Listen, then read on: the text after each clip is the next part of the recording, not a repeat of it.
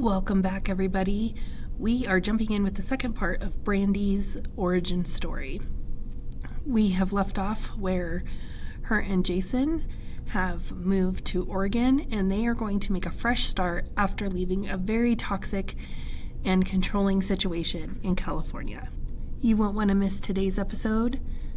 Brandi is going to walk us through the most depressing point of her life and what led her to Colorado and to Come As You Are. Faith can feel like hearts and butterflies until someone lights a match and burns it all to the ground. Welcome to the Burning Butterflies podcast. The sad thing is that there's abuse of every kind within the church, but the spiritual abuse is the stuff that just What's a place there shouldn't be abuse? Like, there just shouldn't be abuse in a place that claims Jesus. Well, it ruins your soul. If you're new here, we suggest listening to our prologue episode first. This is the story of two women's journey through spiritual abuse and escaping from toxic church culture while finding hope in Christ. Sometimes it's just the facts, and if you get offended by it, that's a you issue. And if we can't be mature enough to have these conversations, even if some of the topics are difficult, then shame on us.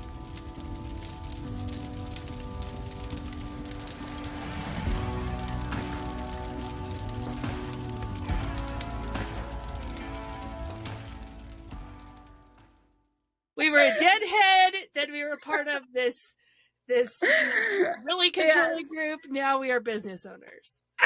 Yes. Okay. So we go home and we're like, we're moving. And I mean, this is like 48-hour decision. No discussion beyond there's grass. And look at this house. We can't get this in California. And so we tell our parents, and my parents are like, my dad is like, I get it because California is so expensive, whatever, you might as well go try it out, whatever. So Jason's parents, I mean, I don't really know at this point in time because we were older when we got together, so it wasn't like I ever was at their house a lot because he was living on his own. So we didn't have that like, go to his mom's house, whatever. Like we'd go over there for family stuff, whatever, but it's just very, very different when you are doing that at this age versus like in high school. I don't even know how long we took, maybe 3 weeks, if that. He had the condo at this point, so he sold the condo and we packed up everything. I don't even know how we bought the house in Oregon, honestly. I don't even remember, because I don't think we bought it before we left that weekend. I have no idea. We might have, because it was like, seriously, no discussion, no thought. We just did it. Just a whirlwind, yeah. Yeah, and I can't remember if we were... Okay, so we were already... we went there in May. My birthday's in April, and he proposed in April. And so we had just gotten engaged. So that also, too, I'm thinking, I don't want my kids raised around this. Now we're tangled up in this and you can't really get out of this. I don't want my kids part of this and like not having a choice in life. So we go to Oregon and we're like, okay. And his friends are there that were also involved in it. So, and we're living down the street from each other. And so they're very much like, we don't talk about what happened in California. Like, that didn't happen. We're not part of that, like, whatever. And I'm like, oh, heck yes. Let's put these in little boxes, tape it up, put it in the back. We're not talking about that. So for the first couple of years there, everything's fine. He's doing flooring. I'm working at a school. I'm a teacher. Like, we're finally doing what we were going to do. But we got married, and so I should be pregnant by now. In my mind, it should have just happened. And so I cannot get pregnant, and I become obsessed with it. And at this time, there's not a whole lot of information out there about infertility and whatever. And so And I don't know anyone who's experienced this. Everyone I know is either like, I went on birth control and the next week I was pregnant with twins, or we got married because I was pregnant type of thing. And so everyone I'm around is already, that is my age. Their kids are like, 5, 6 years old and up. So 4 years go by and I don't get pregnant, and I go to the doctor. There's no reason for me to not get pregnant, and I cannot get Jason to go get himself tested. So my resentment starts to build because he's like, I'm fine. There's nothing wrong with me. And even though, even at the doctor's appointments, it was never really pushed that he should get tested too. Like, it was more like there has to be something wrong with me. Mm-hmm. And so there's all these made up things I feel like that they say happen to women, like secondary infertility and all these things. And I'm like, I don't really think it's that, but whatever. So I don't get pregnant. Everyone around me is getting pregnant. And so I'm pissed. And I'm like, this is not how it's supposed to go. What the hell? This is ridiculous, whatever. And so now the things are changing too. Because when we first get to Oregon, everyone's still like partying and whatever. And now everyone's having kids and everything's changing. And so finally I get pregnant, and I don't really believe it because I've taken like 9 billion pregnancy tests at this point in time. And so I'm pregnant. And it is the second coming of Jesus. I am like, I can't believe it, because I am now 35. And so it is a high-risk geriatric pregnancy, which I had no idea those things existed. And so... Which is so crazy that at the age of 35, it's geriatric pregnancy. Mm-hmm. So... when I go to my first doctor's appointment, they say it's geriatric, high risk, whatever. I'm like, do I need to lay in bed for 9 months? I cannot lose this baby, whatever. And at this point, we don't know if I've had miscarriages, because I could have had miscarriages. They think I had probably had a few through the testing, but they never stuck long enough to know. Because when you're 6 weeks pregnant, you're really only like 2 weeks pregnant. And that's why the whole abortion thing isn't really great for women. But like, not letting them have that care, because you don't know. Yeah. So anyways, they're like, no, you're fine. Just live your life, whatever. And so I'm like, oh, hell no. So I go back to work from my appointment and tell them I am high risk pregnancy. I have to quit my job right now. No discussion with Jason, because I have no logic in how things are financially. Like, he is in charge of everything. And so like when we first got to Oregon, he put money, we had a business account, then we had our personal account. And so he put $2,000 in the personal account. And so I was like, sweet, I have $2,000 for this week. So I spent $2,000 in like 5 days. And he's like, what are you doing? And I was like, what do you mean? So that became a very big problem for us, because I had never paid any bills. Like, I never paid a car payment, never paid my car insurance. I had a gas card from my dad. My insurance was paid for. Yeah, whatever account you had access to all the money in that account. Yes, for whatever I wanted. And if I would spend it all in a week, then I'd get like you can't do this, but then more money would show up. So I never had a concept of not having any money. And so that became a huge problem for us, because I was just like, what do you mean? Yeah. Well, and there's people that I know that have a problem with that, like when they leave high school and they get married and everything, like, and they're dealing with that reality at like 19, 20 years old. You're dealing with that reality like in your 30s. Yes. And so I'm like, well, this is crap, whatever. Okay. So then we kind of figure out a budget. And so I come home, tell him I quit my job. And he's like, what? And I'm like, I can't, I have to stay in bed this whole time. And no one has said I have to do this. And so I just don't go back to work. He's pissed, but I'm like, I don't care. I'm not losing this baby. And so I stay home, and my mom flies out a bunch, and she buys whatever for the baby. Because, I mean, this is the second coming. She's been waiting years to do this. So there's an extra empty bedroom in the house, and it was just full of baby clothes. My mom Because your brother is not children. married at this time, no kids. So this is the first grandbaby too, and great grandbaby. And so everybody's super excited. And then it's like she flies out to buy the baby's bedroom set, you know, because it's not like we're going to just get a hand-me-down crib. I mean, this kid is getting everything under the sun. I mean, the stroller I got was ridiculous. Everything's ridiculous. So, and it feeds into my, well, this is what I want, so why am I not getting it? Yeah.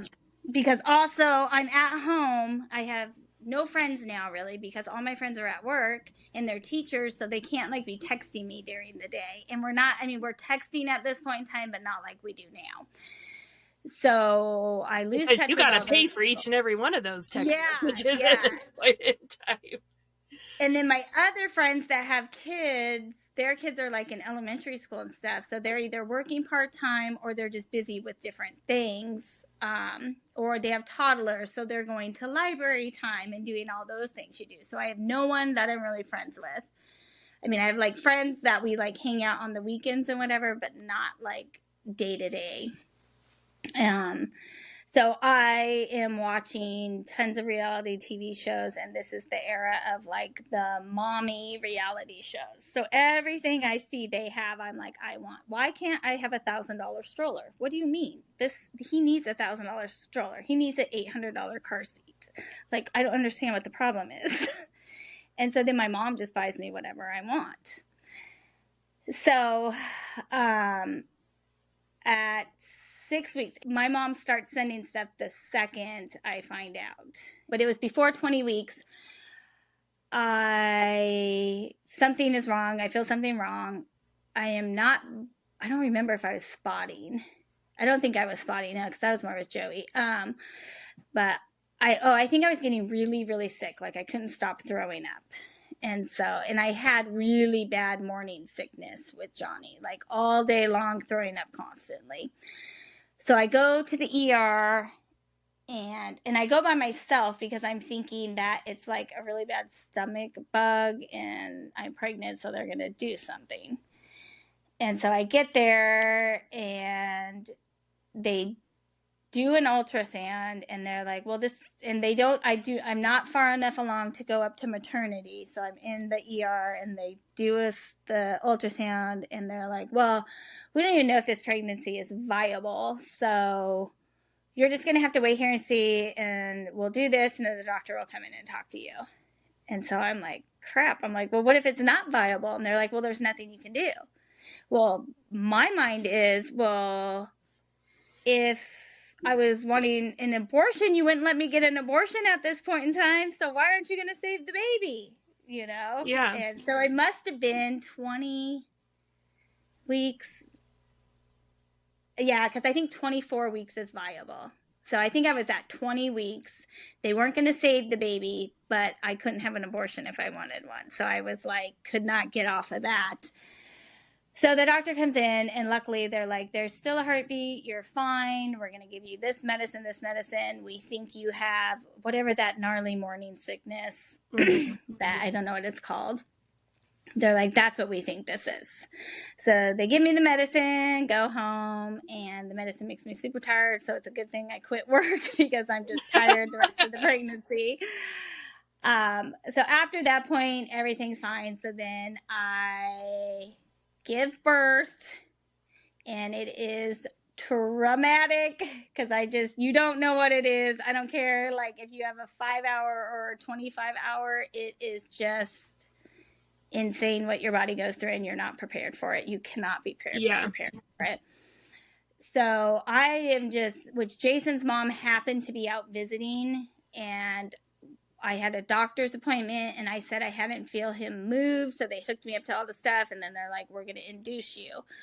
Well, getting induced makes the delivery worse. And so his mom was in the room, and thank goodness she was, because I was in so much pain that I couldn't even think to ask for an epidural. And she was like, you need an epidural. Tell him you need an epidural. And so then I got that. So then we had Johnny, and he is the best thing in the world, the cutest thing ever. And finally, we have what we want. I have everything. I'm staying home. And when Johnny's like 4 months old, so I have no idea about our financial situation. I am thinking everything is fine. Like, he yells at me for spending money every once in a while, but like the money just appears, it's fine. Like, who cares?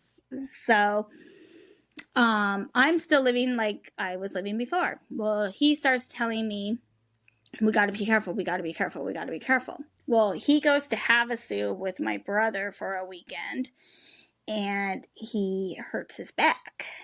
And so he comes back, and he has the flooring company in Oregon with his friend, whatever. And it never quite takes off the way it did in California. Because in California, he did all the flooring for the Real Housewives of Orange County, the Coda de Casa houses. So he made a ton of money in Orange County. Well, Oregon, it's a whole different demographic. And because we didn't research anything, there's people that have vacation homes there that paid him to do expensive flooring, whatever. But most people are like, yeah, I guess I'll do laminate in my kitchen, and they'll spend like $400. Where in Orange County, people are spending $25,000 to $50,000 on their flooring. So whole different ballgame. So I don't know really any of this is happening. So he hurts his back. So he gets super depressed.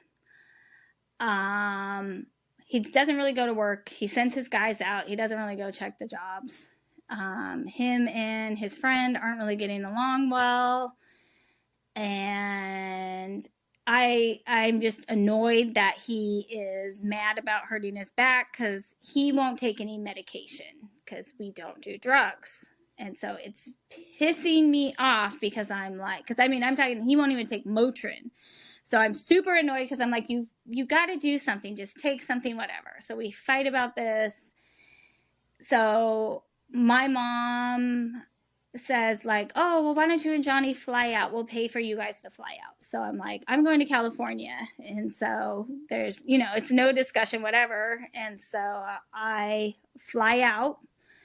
And I was gone probably like 2 weeks or longer. And so when I'm out there, I'm just spending money like crazy, Johnny's like 4 months old, so let's take him to Disneyland. Of course.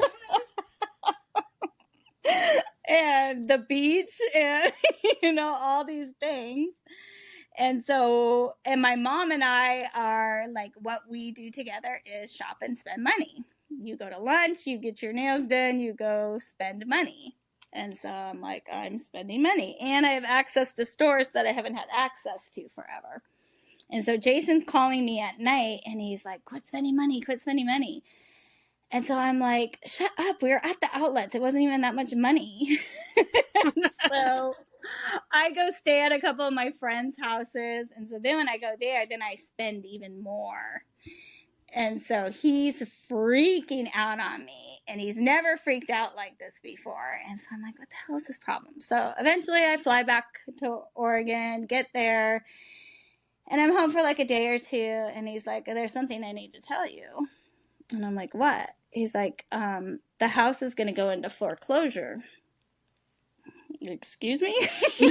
Oh, and because I quit my job when I was pregnant with Johnny, we did not pay the COBRA on the insurance, and so we had to get individual health insurance. So our deductible was $10,000, and then I had to pay $3,500 to the doctor just to go see her, and then $135 for each visit. And so by the time Johnny was born, we were $40,000 in debt because we didn't have good health insurance. So we had that. He hadn't been paying the mortgage. And I didn't know that all of his work had pretty much dried up. And this is when the housing market is crashing. Mm-hmm. And people had the balloon loans. and the houses are all upside down, which we had a normal loan, but we have no money coming in. Yeah, this is So, like 2008 to 2010 time yes, frame. Yep. yes. And in this time frame, we also had bought a skate shop because we're business owners. So we lost like $75,000 in that. We don't even decide. We don't even have a conversation about it. He talks to someone, doesn't get any other opinions, declare bankruptcy. So, all right, we're going to declare bankruptcy. So that takes care of the medical bills, the skate shop, and because, okay, so he has his huge truck, which at that point, he sold that. So now he's got a brand new truck, all the bells and whistles on it. Then he buys a van that he lifts for hunting, because now we are hunters and business owners and stay-at-home moms. We are Midwestern people now. Well, he stops paying the payment on that, so they repossess that. So we have all this garbage happening. Thank God I had a Tahoe that was paid for. So his truck has to go back. The van gets repossessed. Our house is going to go in foreclosure. He talked to someone about bankruptcy, which it covered some of the stuff, but it really didn't help us with anything day to day. And he's like, I got to find a job. And so he starts looking for jobs, and he's realizing like, oh crap, like I can't make the money I've always made. And so we're like, oh my gosh, what are we going to do? And so we end up at some kid's birthday party, and there's a real estate lady there. And somehow I end up telling her what's going on. Thank God I did. And she says, well, you don't have to foreclose. You can do a short sale. And she's like, it's still not going to be great on your credit, but it's not going to be as bad as a foreclosure. So I'm like, great, sign me up. Let's do it. So we had to short sell the house. And so then we have to find somewhere to live. So around the corner in an older neighborhood, we move into this rental, and I call it the Cave. And I'm still delusional at this point. And so we had a huge house. And so I have massive size furniture.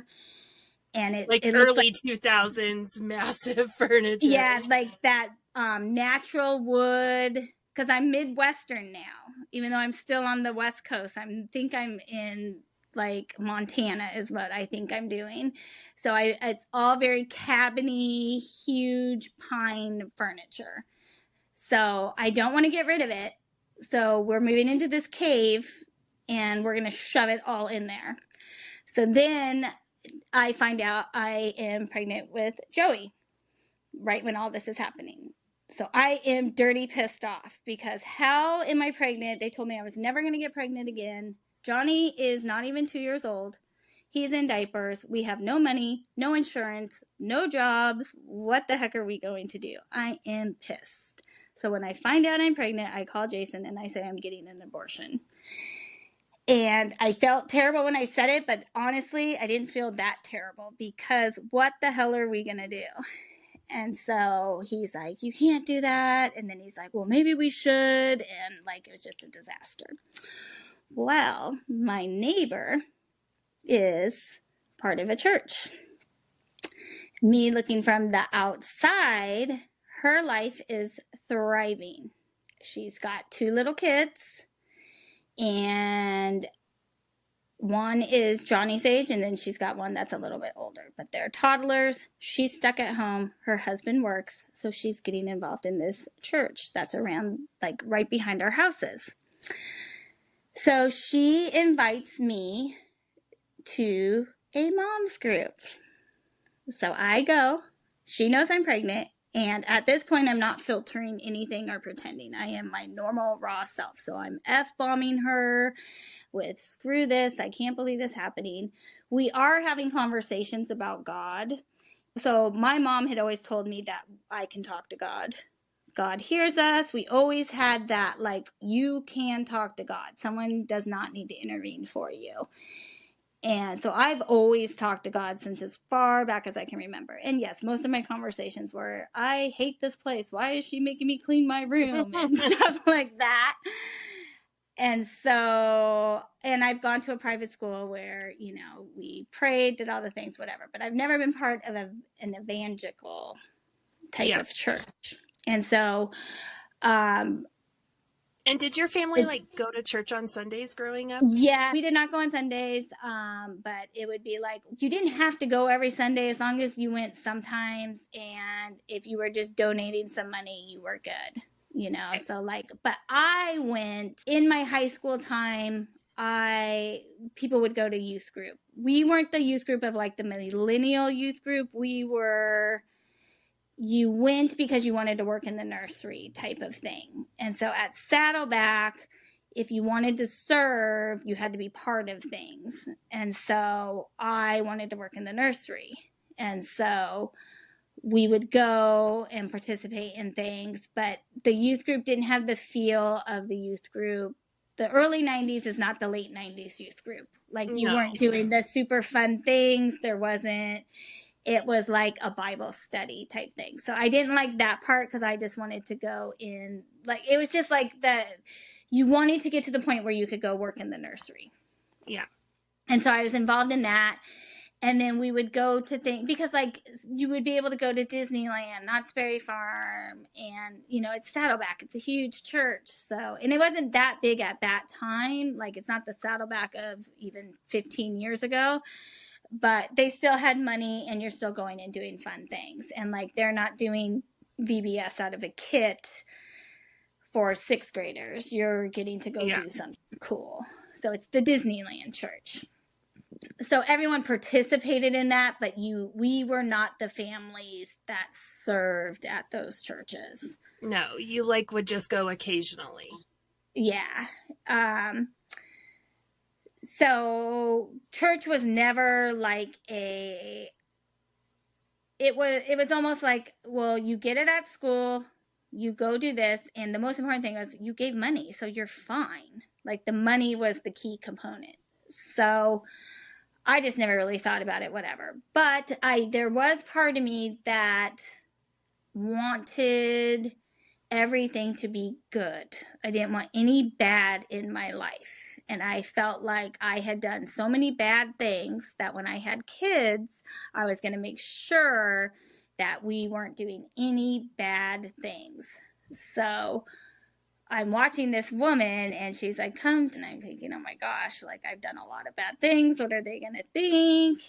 And so the first thing was, she said they did a soup night.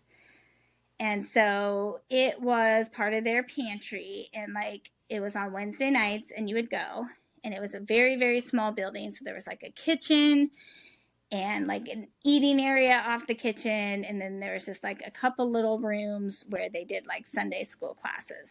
So it was mainly stay-at-home moms. And then if somebody in the community needed food, they knew they could come eat, which I don't remember seeing anybody that wasn't involved in the church eating there.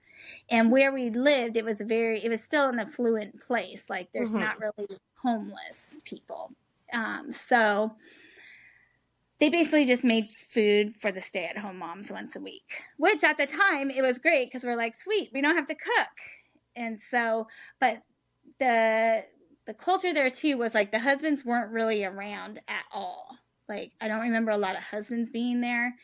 And I remember it happening kind of early in the evening to where like they really wouldn't be able to be there, which I never thought about that till right now. Because I think it was at like 5 or 5:30.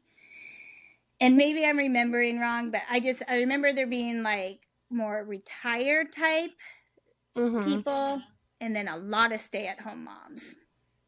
So I go there, we eat. Johnny loves it. He's playing on the floor in the little nursery area. And I think someone was there watching Johnny, so I wouldn't have to do that. And so then we just start kind of hanging out. Everyone's just hanging out all over the building. And someone's like, oh, you should come to Bible study. And so I look at my friend and she's like, yeah, you should. And so I was like, felt kind of weird about it. And so the next week she's like, well, you should come. And so I'm like, okay. So I go, everyone is super nice. They don't ask me really any questions about my past, so I'm not like really worried about it. And then, you know, we go around, share something, which I was like, I don't like that, whatever. I don't even remember what I said. And then, you know, it was some book. It wasn't an actual, in my opinion, it's not an actual Bible study. It was a book club. So it was some, you know, messy to great, whatever. Yeah. Serve dinner with a smile. Yeah, the stay-at-home mom propaganda. And so I don't really read it. I just go there to get out of my house, and because Johnny loves it, and I'm pregnant. And so then everyone starts talking about how blessed they are and starts sharing their hardships. And I think they were told what I was going through. So then I got pregnant and it was terrible. And then now look at what Jesus has done for us. Look at what Jesus has done for us. So I go back home, tell Jason, it's amazing. And they said this and this and this, and you should come on Sunday. Well, Jason is still like, the hell I'm going there. And he's pissed still because he has lost his whole identity because it was tied up in his earning power and what he had. And now he's got another job, but he's gone pretty much Monday through Thursday. So we don't see him. So I'm pregnant by myself. So this woman's husband also works like this. She never sees him. So we become basically wives. Like, we fulfill every need we have for each other. Like, take care of each other's kids, make dinner for the kids, eat lunch together, put the kids down at nap time together. We are together 24/7. So we become very close. And so things get a little bit better. Joey's born, and the church really steps it up because Jason says to my friend that I'm not doing laundry. And Joey comes early, and I am like, it takes me like 3 years to recover from Joey's birth. I'm like 38 at this time. So the whole pregnancy has been hell. I've been on bed rest almost the entire pregnancy because he keeps trying to come. I'm on all this medication that makes you just like exhausted. Johnny is not even 2, so he's in that pain in the butt, whiny, can't get where he wants to go. And financially, we're not great. And I'm sitting in this house in a cave with massive furniture. So I have Joey in this house. It's only a 2-bedroom. So we have Johnny's crib, and I am obsessed that Joey has to have a crib, even though he doesn't need a crib because they are sleeping with you forever. And so, but he has to have a crib. So then I shoved 2 giant cribs in this room as well. So then it just makes the whole house is claustrophobic and you can't breathe in it. So Jason's parents had bought a house in Oregon, and his brother was living in it. They moved back to California, and then his other brother moved into it, but he's by himself, and it's like a 3-bedroom decent house, and it just so happens to be right next door to my friend. So Jason talks to his parents, and his parents, and this just is how we are raised. So his brother needs somewhere else to go, so they just buy another house in the neighborhood for him, a smaller one. So we move into his parents' house, and his brother moves into another house, and we're all in the same neighborhood. And his twin was there with his wife and all that for a while too, but they went back to California. So then I'm next door to my friend now, and we're in a bigger house, and thank goodness my mother-in-law and her convinced me to get rid of all the furniture before we move in. Like, we only kept the couch, coffee table, our bedroom, but we get rid of the massive pieces. So we move in, and the house, of course, is super clean, and it's all painted white, so it just feels so much better. And so we're there, I don't know if we're there for like a year, and Jason does not recover basically from the setback. Like, he's just super unhappy. He's rude to everybody. He's super rude to my friend. Any little thing that does not go right, he is just like, there's just no winning with him. He is miserable. So the oil field in Colorado is booming. So he's like, hey, I want to go to Colorado. So he ends up getting an offer, and it's a huge contract that he signs. I mean, I think it was $175,000 a year. So we're like, great, we're stupid if we don't go. So once again, like, we're leaving within 2 to 3 weeks. And so they move us, though, and so it's not that bad. So the company paid for you to move. Yeah. Yeah. And they're having a hard time because this is the boom era. So they're man camps. Everyone's going to North Dakota. I'm like, I'm not going to North Dakota. But I do want to go to Colorado because I'm like, it's going to snow and we're really going to be farmers.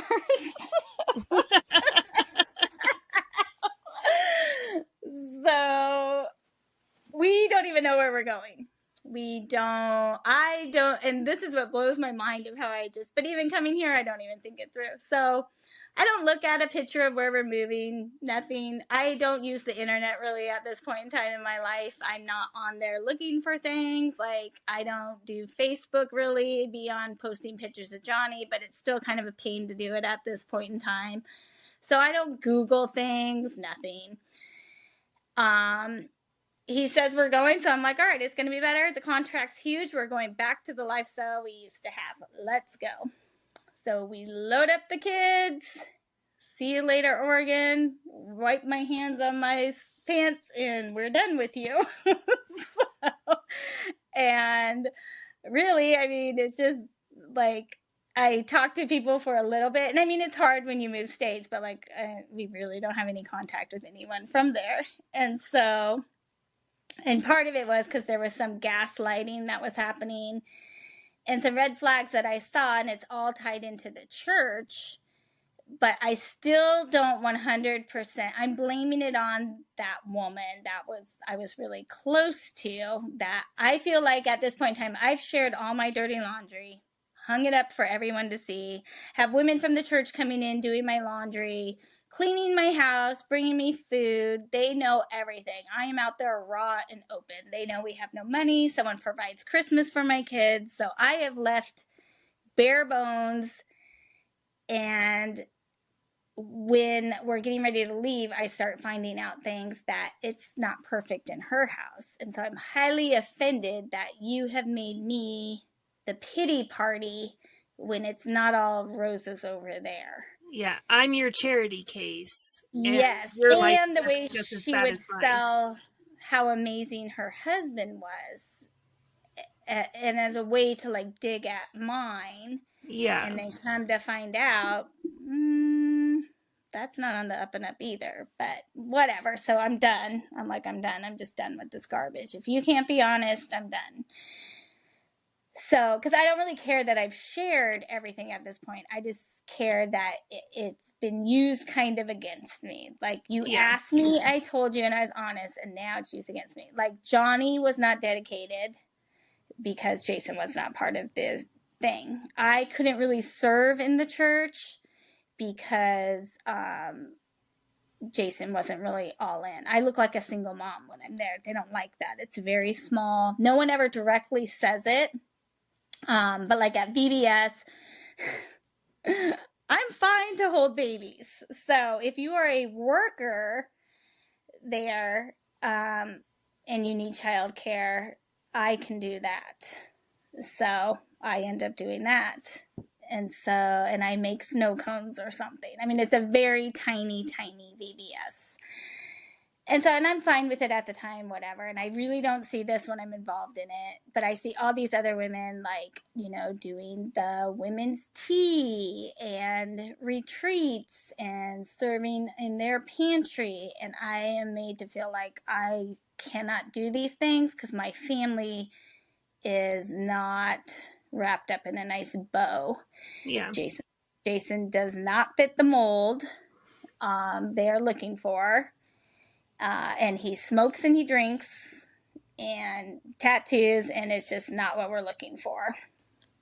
And he doesn't play the game. He doesn't sugarcoat anything. He is kind of an ass. So I'm ready to go. So we leave and we get to Colorado and we pull in, and I'm like, what the hell is this? Like, this looks like LA. Like, I thought we were moving to our ranch. Like, so we're in this condo, and it's like this weird little condo thing with like a few condos, and then there's a bank on the corner, and then like across the street 7-Eleven and a tattoo shop. So it's like at one point it was like a neighborhood, but then like they bought up and are trying to push the neighborhood out. Mm-hmm. So it's not great, but we're like, whatever. The place is clean. We move in. It's got a backyard. The boys are really little, so it doesn't really matter. I'm like fine with it. I mean, it's not the greatest, but I'm just glad we're out of Oregon. So Jason at this point becomes miserable. So he hates Colorado. He hates the landscape. And I remember being like, the landscape? He's driving really far. I can't even remember, but he's got to go out in the middle of nowhere to where the oil is. So, and then he's got to leave. There's this alarm on his phone that goes off. And so he signed this huge contract. He's thinking he's working normal hours. Well, he basically works like 18 hours a day, no days off. It never closes. You don't get any days off. So he's never home. So then when he comes home, he complains about the landscape of Colorado. And I remember being like, it looks the same as Oregon, because where we were in Oregon too is not Portland. So it was very much just wide open like Colorado. So he complains about that. He's miserable. He hates Colorado more than anything. And I am like, great, this is our life now. So I know how to do this. And I'm like, all right, so I got to find a mom's group. This is what you do. You get here and you immediately find a mom's group and you immerse yourself into that. And hopefully he likes one of the husbands. So I do a mom's group, and this one is not through a church, because I go to the church closest to our house, and it's a big church, and they are MOPS church. So MOPS, you have to pay for your child care, and then they're doing a Beth Moore Bible study. So the Bible study was like $90, and then I had to pay for Johnny and Joey, and we're still financially not great. So I was like, there is no way I can do this. And so I was like, I just can't. He's going to kill me if I do this. And so, because there's no way, I think it was like $15 a week for the child care for the boys. And at that point in time, it might as well have been $150. And so I'm like, I can't even do this. And then I couldn't really find another church that like, because I'm looking for mega churches at this point in time. Like, I want a big church. I have been to the Podunk little church, and I don't like those women, so I'm not doing that again. So I'm looking for the Saddleback, because they know how to do church. So I end up finding, I had to have searched online, which just seems funny because but I think this is when I get my first iPhone. So I find this lady who's saying she moved. She has a 2-year-old and twins, and she wants to start a mom's group. So I connect with her, which is perfect because she wants to start it. So then I am really good at starting things. If you give me a project, I will get it going. So we end up creating this mom's group, and it's fine, but I never really find anyone in this group that is my people. She's my people, but it's because we're both in survival. Her husband works for the oil field too. He's never home. He travels. She has these twins that she is just in this, like, the trauma of the afterbirth, and now she has to breastfeed 2 of them, and she has a 2-year-old. And so at this point, Johnny is like 3, Joey might be like 15 months old, I can't remember, but they're both like mobile enough that the 3 of them play together, and then her and I each take a twin. And so I would go, she had a nice house, so we would go over there pretty much all day. And same thing happened, feeding our kids together and just hanging out and not being miserable by ourselves. And I stay in the evenings with her because she's afraid to be by herself with both the babies, which I understand. And so we end up figuring out, we're sister wives basically, of, give everybody a bath. So we put the 3 big boys in the bath together, everyone eats dinner together, and give the 3 big boys a bath together, and then, get them cleaned up, whatever, then get the baby bath out, and we each give the twins a bath, and I feed one, she feeds one, put them to bed, and then I take Johnny and Joey home and go to bed. It's working great for me. I'm thriving in this, and Jason is not liking this. Even though he's not really around, he does not like that we're doing this. And I cannot understand why he cares, because it's not really affecting him. And the boys love it because they love the kids and whatever. Yeah, they have a friend and... Yeah, and it works. And so we do this for a while. Well, then there was a house that was for rent in their neighborhood, so we end up renting it. And then Jason decides he wants to buy a house. So then the guy's like, well, I'll sell you this house. Well, it's way out of our price range. So then the guy, he's a nice guy that we rented from, and he says, well, a lot of people, the houses are getting expensive, so you start to go out to a more rural area. So this is the point where we talked about in a previous episode where in one summer 300 houses break ground in our town. That is the town that you start looking at. Yes. So he tells us, go out here, and Jason's like, yeah, let's go. And I'm like, where? I've never even heard of this. Like, no one's talking about this place with the people I'm around. No. And so we go out there, and we get off the highway and pull into the town, and there's fields. It's the farm. And there's churches. There's a little church with a steeple, and then there's this really big church, and there's this little tiny grocery store, and there's these cute little houses downtown, and they have a cute little downtown area, and the elementary school looks cute because it's super old, and there's only one high school. And then we go into this neighborhood, and there's these brand new houses, and they're all clean, because at this point I've never lived in a brand new house. So everything's super clean, and we get there at the right time, and the guy selling the house, we're talking to him, and he's like, hey, let me be honest with you. This was used as the model, and we need to get this done because we're breaking ground over here, wherever, and to start a new subdivision. And we need to have this all done, and my boss wants this done, so let's make a deal, whatever. And for some reason, he liked us and kind of told us exactly what to do, and we start talking. I say I was a teacher. He's like, my wife was a teacher. I said, oh yeah, and we went to this church. What church? Because I'm assuming at this point everyone goes to church in these small towns. So what church do you go to? And he's like, oh, we go to Come As You Are. And I'm like, oh, I think I saw that when we pulled in. So, but I have the wrong church. And so I'm like, that sounds amazing. And he's like, yeah, you should come on Sunday. We have boys too. It'll be great. You'll love my wife. So I'm like, yeah. And I'm not taking it too serious because I'm like, he's just trying to sell us the house, whatever.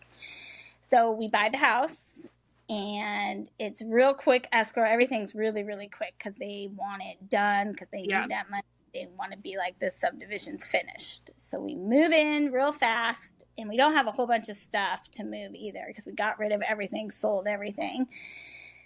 So we move in, and I'm like, okay, now what are we going to do? So then everyone that moves in is young families, young kids. There's no one in the neighborhood that doesn't have like toddlers and maybe very young elementary school age. So everyone is like, what, do you go to church? What church do you go to? Whatever. And so Come As You Are is the Saddleback of the area. And so I'm like, oh, that's what that guy said. So then I tell Jason, that's where we got to go. He's still not into it. He's liking it better now because he's got his own house. He can mow the lawn and he's feeling more accomplished. He is, honestly, I don't even know what job. In Colorado, he probably has 5 or 6 jobs. So I don't even know what job we're on at this point. So, but it's better. At some point, he starts to work at OtterBox, and that's what kind of fixes everything for us for a while because he's making decent money. We have insurance, and we're back on track. So at this time, he's doing better. So I'm like, okay, now we are going to do it. We are going to pull it all together. Finally, this is where we were supposed to be. This is what it's meant to be. We have to go to church. And I am obsessed with we have to go to church. Like there's no ifs, ands, or buts about it. We all have to go. So I now am going to go to Come As You Are. So we wake up, he says he's going to go, but then when we wake up, he's not going. So I am super mad because I've already done the single mom thing in Oregon, and I am not doing that again. So I decide, all right, fine. I am not bringing the boys. I'm going by myself. You can stay with the boys. And so at this point in time, Jason has had very little one-on-one time with the boys. He hasn't been around, and he is raised by a boomer who did not change diapers, and it's just not on his radar that you stay at home, I work. Why would I watch the kids? Take them to the grocery store with you. Why would I do that? He just has no concept of helping me. So I leave the boys and I go, and I am like not bending on it. And so I go and sit there, and I sit in a row with another woman that is by herself, and she ends up being someone that I serve a lot with. She is the nicest person I have ever met in my life, and she's at the end of service, she gives me a kiss. And if you know, you know. not on the lips. We need to make sure that we preface this. This woman would hug everyone and give them a big wet kiss right on the cheek because she just loved everyone. I'm so happy I'm here. Where did I come from? I've told her everything within 5 minutes. She's so excited. You can tell she's lived life too, so I'm not ashamed of anything. She cannot wait to meet my kids. She says, your husband will love my husband. It's going to be amazing. This is the most amazing place I've ever walked into in my life. During the service, though, the lighting, and so I'm watching the pastor, and I'm trying to make sure, like, is this going to be my cup of tea? Because I am not experiencing what I do before. So he's preaching, and all of a sudden, and I've said this before, I see him look towards me, and I am not kidding you, he looks like the devil. The devil. And it's not like a cartoony looking thing, just his face, everything, and I'm like, kind of like, what the heck was that? So then I'm like, it's got to be the lighting. It's got to be the lighting. Like, yeah, but I you like it was gaslight yourself.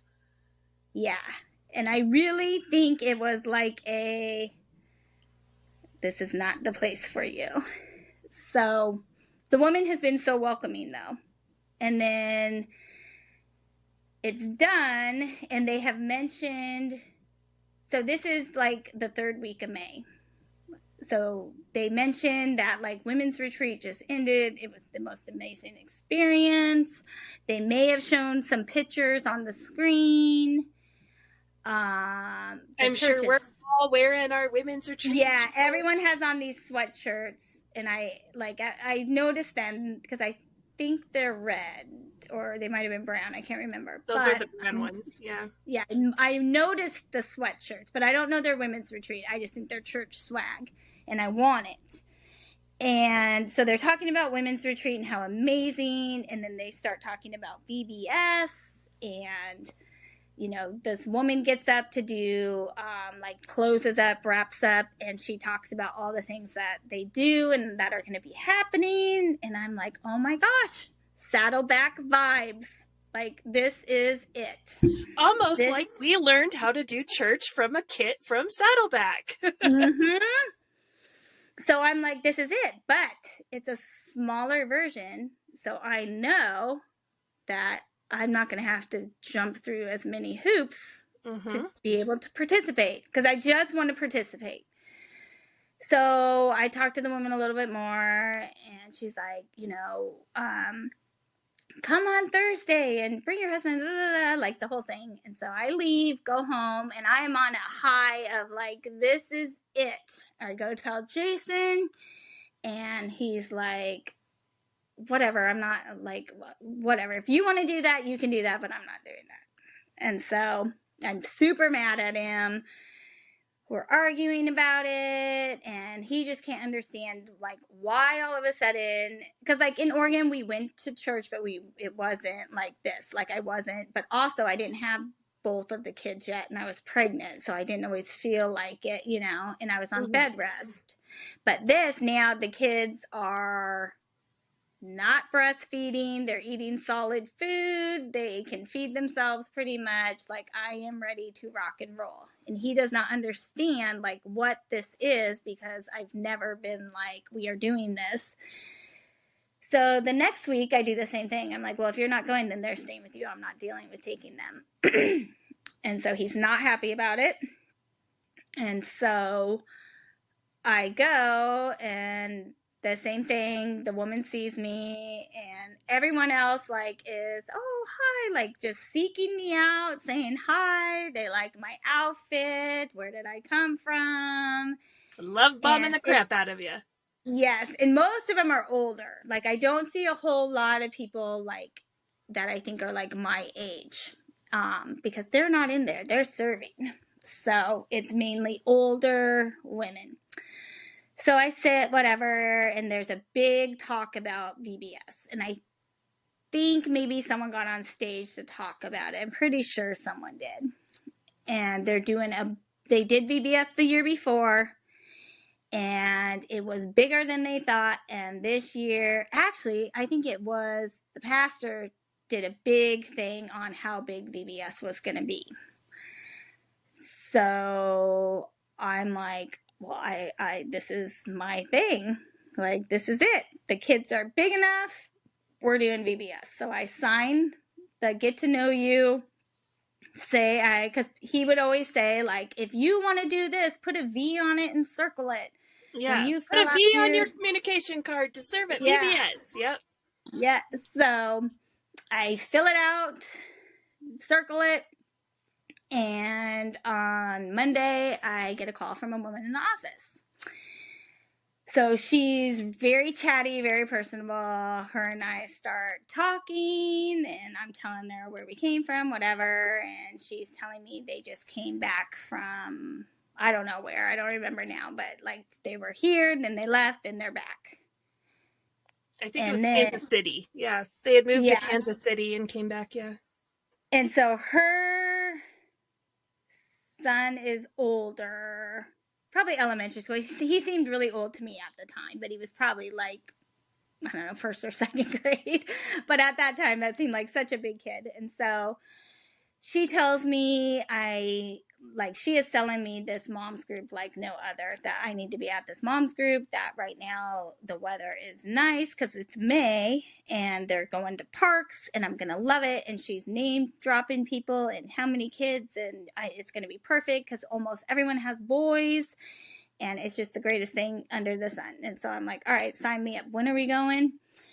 And so then she's like, well, and then you need to take 101. It says here you want to volunteer. So I'm going to tell children's ministry to call you. So you need to do the 101 class. And then you got to come on Thursday night. Because if you're serving, everyone who's serving goes on Thursday night. And she's talking this fast. And then you're going to meet these people. And these are going to be your friends. And it's going to be great. And your kids. And so my kids are not even school age yet. They need to go to Day Springs. Day Springs is the school where we send our kids. Then I get a whole speech. Yeah. So Day Springs is a private Christian school, and it is in like one of the bigger surrounding towns where we are. And yeah, the people who had the money, but like, so we're getting into that, like, you need to homeschool or at least send them to private Christian school.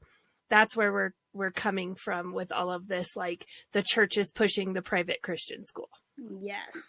And so I'm not 100% sold on it because I went to private school and I do not agree that it's the best thing for your kids because you're not in school with your neighborhood friends and you are left out of things because you're on different timelines. So I am not a fan of private school, but I don't tell her that. I'm just, yeah, whatever. So we're on the phone. This is like a 3-hour-long phone conversation. So then the next morning, I get a phone call from Children's Ministry, and they're like, hey, so-and-so gave me your number. She said she talked to you, that you're great. You used to be a teacher. So we're in kind of a dilemma where we need someone to lead the kindergartners for VBS. So she said you did this.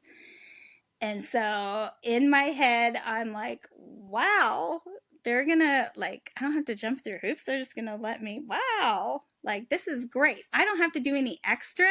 And this is what I'm going to do. All right, I'll do it. Perfect. So then, and I'm not even red flagging at this point because nothing is said about a background check. And I am a teacher, so I know, like, you should be on the, a little worried. But then the other side of me is, this is a church. Good people go to church.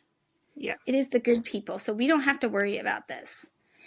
So I tell her, yeah, sure. So the conversation with her is very short. She gives me very little information.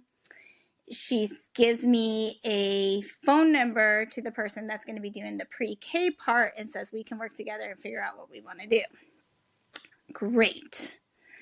So then I go down to the office, get my kit, and which is not for kindergarten or pre-K. It's the same as the other. I don't even remember what part I got, but it's not kindergarten. So I got like what now I know was basically the stuff that nobody else was going to use. Mm-hmm. That came in the kit because everything else was labeled 1st grade through 5th grade. So everyone took their stuff. But then in the kits, there's always like some extra things. So that's what they just called the kindergarten.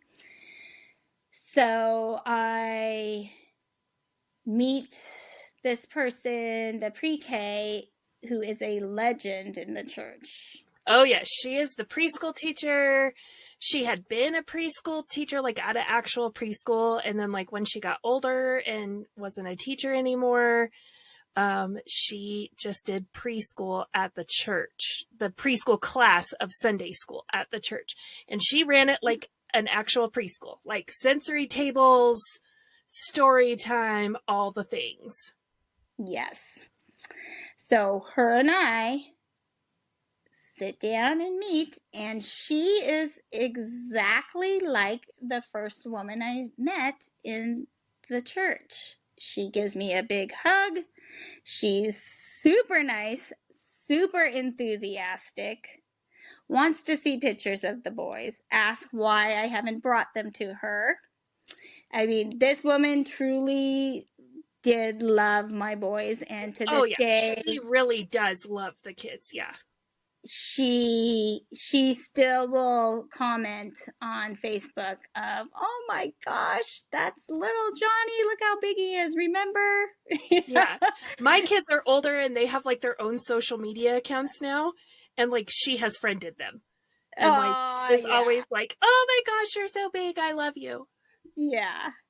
And so she really did love the kids, and she loved Come As You Are at this point. She's all in.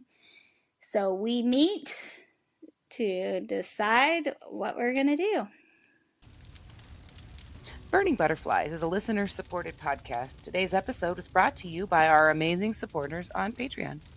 Follow the link in our show notes to learn how you can become a Patreon supporter too. Supporters get exclusive access to bonus content each month, including outtakes, cut content, and supporter-only episodes. If you've enjoyed this episode, please leave us a rating on your listening platform. Burning Butterflies is a production of Asha Media. Thank you for listening.